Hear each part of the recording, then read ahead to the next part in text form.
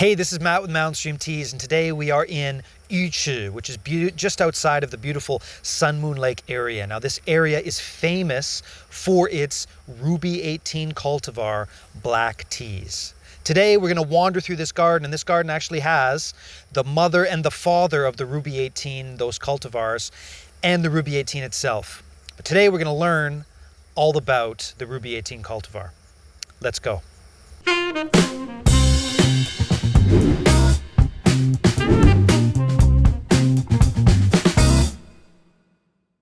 So the Ruby18 cultivar has quickly become one of the quintessential Taiwanese teas, certainly the quintessential Taiwanese black tea. Now, how was it made? Well, it was made in the 1980s by mixing a Burmese Asamika plant with a Taiwanese Camellia formosensis shancha or mountain tea. They were put together, and when they were put together, the Ruby18 cultivar was created. So this particular garden is really fun for me because it has the three different teas all growing together. So it has some Asamika, it has some shancha, the Camellia formosensis teas, and it actually has the Ruby18, and they're all growing side by side. So this particular garden, you can actually sit down and try a fresh Asamika black tea, a fresh Camellia formosensis black tea, and then you can try a fresh Ruby18 black tea. And again, they've all grown at the same place. And you can actually see how sort of the mother plant, the father plant got together and created the Ruby18 baby, that flavor characteristic that we're so used to nowadays. I think we will be putting that on the site. I think I'm going to be buying some of that tea, and I'm going to be putting that on the site in the next little while. It's fascinating and really a lot of fun. But anyways, why don't we take a closer look at some of those plants? So you can see here, this is the Camellia formosensis plant. Now the Camellia formosensis plant has these very sharp, sort of narrow leaves.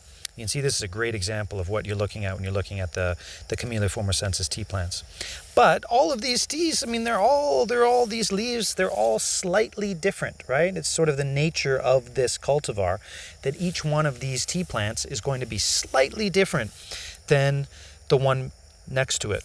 So here you can see this is the Asamika. Now the Asamika is quite different than the mountain tea, the Camellia formosensis we were just looking at. You can see the leaves here. They're quite larger, thicker, wider, rounder. You can see them sort of like this. And as you move down, the more mature leaves have this sort of this waviness to them, which we'll see a lot more of in a second. But this one, again, was mixed with the Camellia formosensis or mountain tea to produce the Ruby18. Why don't we go take a look at that Ruby18? And finally, here we have the Ruby18 cultivar. And there is, you can see the sort of the similarities between the two leaves. And then you have this waviness, right? This classic waviness, that's the Ruby18 color.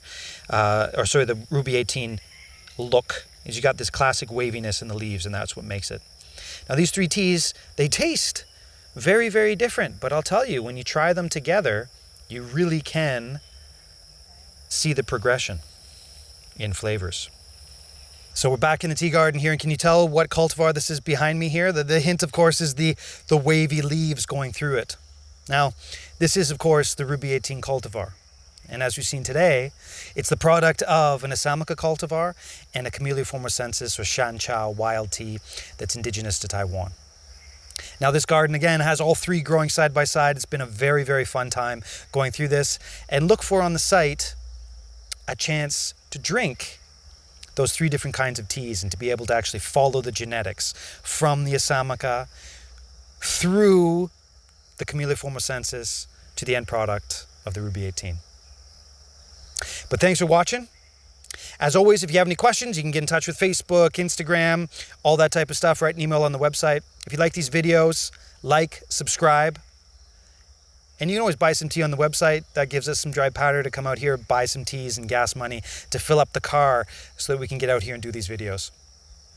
Thanks for watching, and we'll see you next video.